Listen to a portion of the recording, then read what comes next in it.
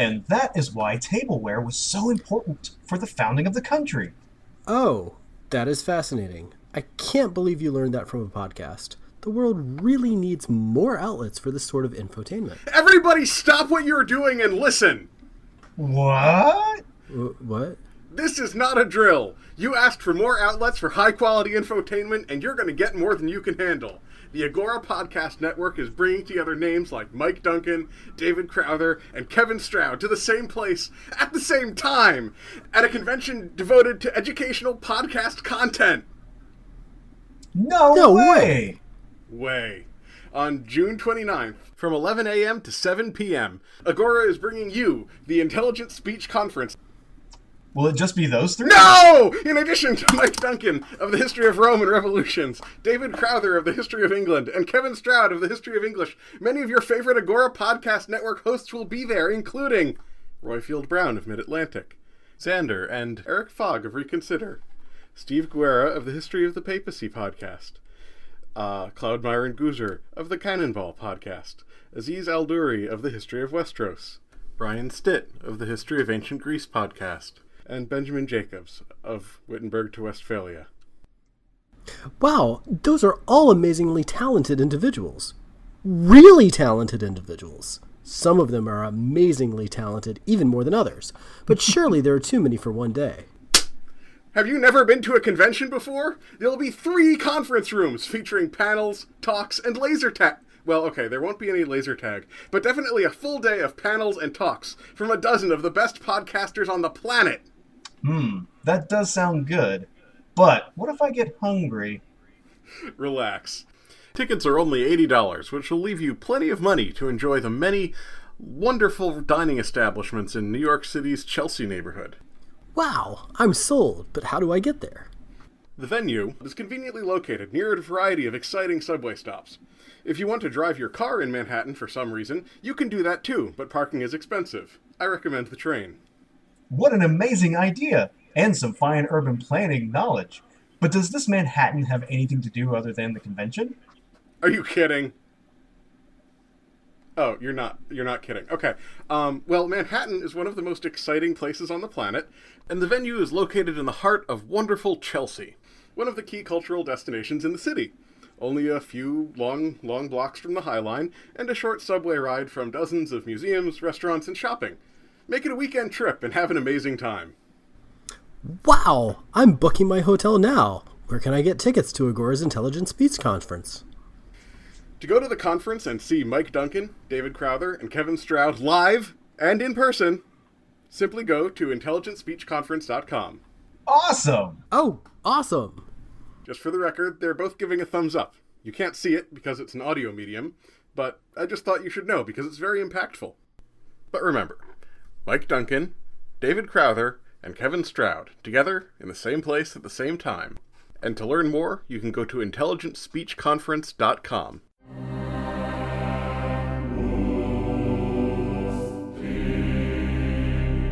Welcome back to the History of the Papacy podcast, an Agora Podcast Network member. I'm Steve, and we really have a lot to talk about today. You've probably noticed I'm very excited about the upcoming Intelligent Speech Conference, what I was referring to as Agora Day, a one-day mini-conference that will be held in New York City on June 29th of 2019. I really hope to see you there. You can go to intelligentspeechconference.com and use the promo code PAPACY to get your tickets for this awesome event. Make sure you use that promo code PAPACY to get a 5% discount off your tickets. And definitely book now because you are going to not want to miss this event sponsored by the Flick app. More will be about the Flick app in the show notes. Today's episode is an answer to a question from listener Franklin posed about the Virgin Mary, Mother of Jesus. She's known variously as the Virgin Mary, the Theotokos, Mary of Nazareth, etc. I think you will enjoy this short Q&A. I plan on doing more of these episodes in the future, so keep sending in your questions. This episode is particularly special because it is the first video episode that I produced myself. If you want to get the full multimedia experience of this short episode, I definitely encourage you to go to our YouTube partners' YouTube channel. I've been working with Nick Barksdale and his The Study of Antiquity and the Middle Ages channel on YouTube. Nick has an incredible YouTube channel, and his content is just out of this world from many different people whose he designs special videos for their episodes and their lectures. It's just great. Nick and I are working on a series that will be available on this audio feed and as videos, so look forward to that in the future. I definitely highly suggest you go to the Study of Antiquity in the Middle Ages, click on the subscribe, and ring the bell to get notified every time there is a new video available. If you've gotten two things out of this intro, subscribe to the Study of Antiquity in the Middle Ages on YouTube channel, and join me at the Intelligent Speech Conference. Information for all of this and more is in the show notes. Enjoy this multimedia experience answering some questions about the Virgin Mary.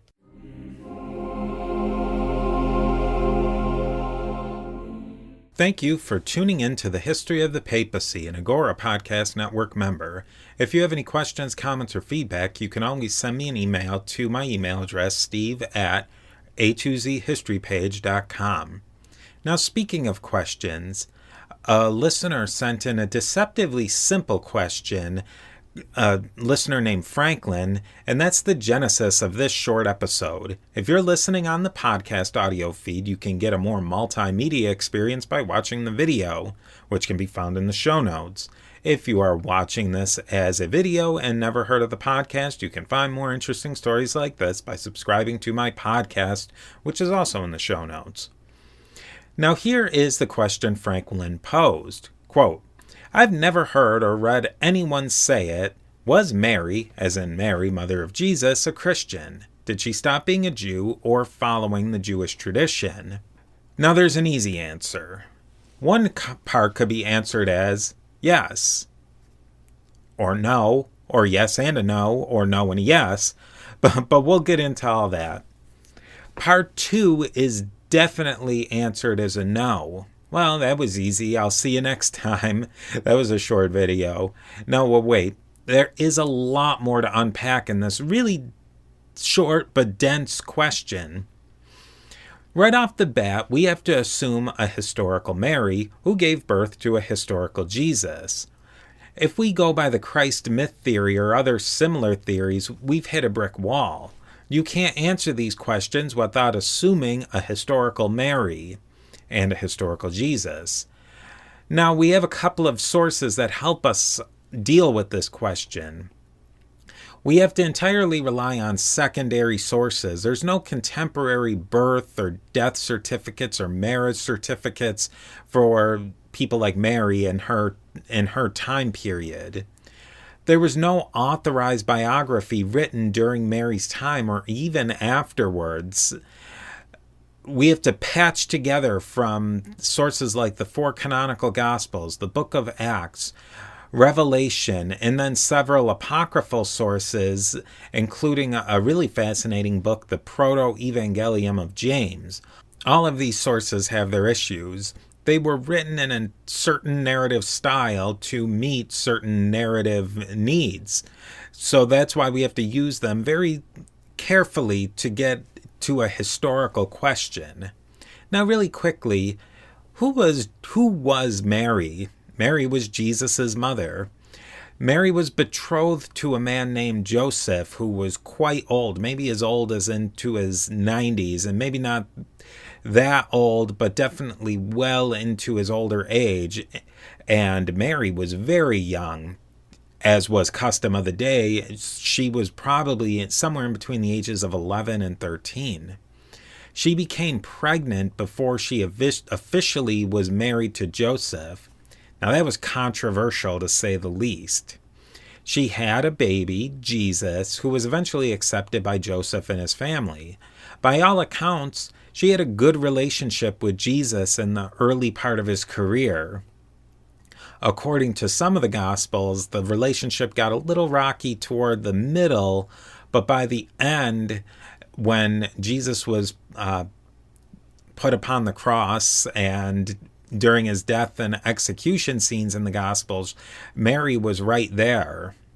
All of the Gospel accounts include some version of this basic information, a little more, a little less.